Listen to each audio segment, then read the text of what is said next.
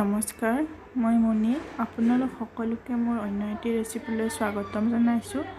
আজি মোৰ ৰেচিপিটো দেখিবলৈ একেবাৰে পনীৰৰ নিচিনা হয় যদিও কিন্তু পনীৰ নহয়। যদিওবা পনীৰ নহয় কিন্তু খাবলৈ পনীৰতকৈ কোনো গুণে কম নহয়। তেন্তে বলকচোন চাওঁ মই কেনেদৰেনো বনালোঁ কণীৰে পনীৰৰ ৰেচিপি। আশা কৰোঁ ভিডিঅ'টি সম্পূৰ্ণ চাব। আৰু কোনোবাই যদি মোৰ ভিডিঅ' আজি প্ৰথমবাৰৰ বাবে চাইছে প্লিজ চেনেলটো ছাবস্ক্ৰাইব কৰিব।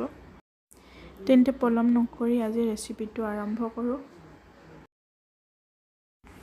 ইয়াত মই 4টা কণী এনেদৰে লৈছোঁ। তাত দিছোঁ অকণমান নিমখখিনি দি মই এইখিনি ভালদৰে ফেটি লৈছোঁ। গোটেইখিনি ভালদৰে মিহলি হৈ গ'ল আৰু মই লৈছোঁ এইটো টিফিনটোত মই অকণমান ৰিফাইন তেল মোহাৰি লৈছোঁ আৰু তাত দি দিছোঁ মই কণীখিনি আৰু ঢাকনিখন বন্ধ কৰি দিলোঁ এতিয়া। আৰু আনফালে মই কুকাৰ এটাত পানী ভৰাই গৰম হ'বলৈ দিলোঁ। পানী মই বেছি নাই দিয়া, গিলাচ এটাৰে 1 গিলাচ পানী দি দিছোঁ আৰু তাৰ ভিতৰত মই টিফিন বাতিটো দি দিছোঁ।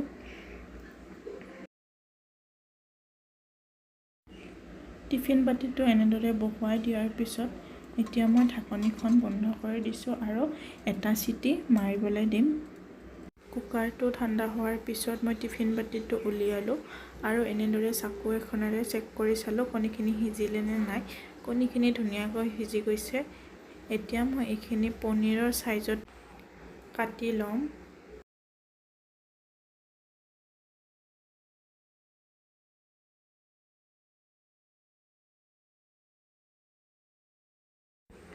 গোটেইখিনি মই ভালদৰে এনেকুৱা চাইজত কাটি লৈছোঁ আৰু আনফালে 3টা বিলাহী মই এনেদৰে কাটি লৈছোঁ। জলকীয়া, আদা, নহৰু আৰু পিঁয়াজ এই গোটেইখিনি মই একেলগে মিক্সি জাৰ এটাত লৈছোঁ আৰু এইখিনি মই পিচি ল'ম একেলগে।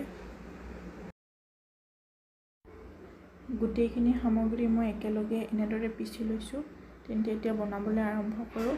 তাৰ বাবে মই পেন এখন গৰম হ'বলৈ দিলোঁ। তাৰপিছত মই ইয়াত দি দিলোঁ তেলখিনি অকণমান চাৰিওফালে লৰাই ল'লোঁ আৰু অকণমান দি দিলোঁ হালধিৰ গুড়িখিনি দি অকণমান লৰাই তাত দি দিলোঁ মই কাটি লোৱা কণীৰ পিচকেইটা ভালদৰে অকণমান সময় ফ্ৰাই কৰিম, অকল ৰংটো সলনি হোৱালৈকে।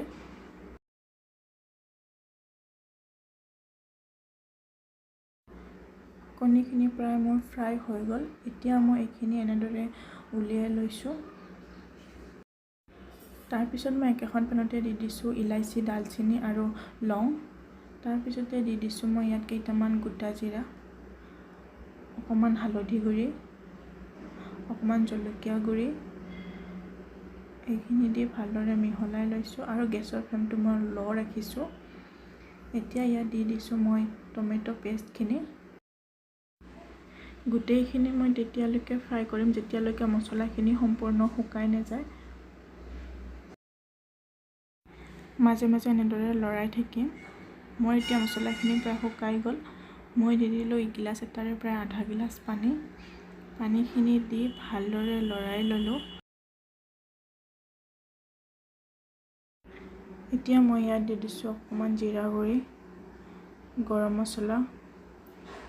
গোটেইখিনি এবাৰ ভালদৰে মিহলাই ল'লোঁ আৰু এইখিনি উতলাৰ পিছত মই দি দিলোঁ ইয়াত ভাজি লোৱা কণীখিনি দি মই ভালদৰে এবাৰ লৰাই ল'লোঁ আৰু তাৰপিছত মই ইয়াত দি দিলোঁ সোৱাদ অনুসৰি অকণমান নিমখ।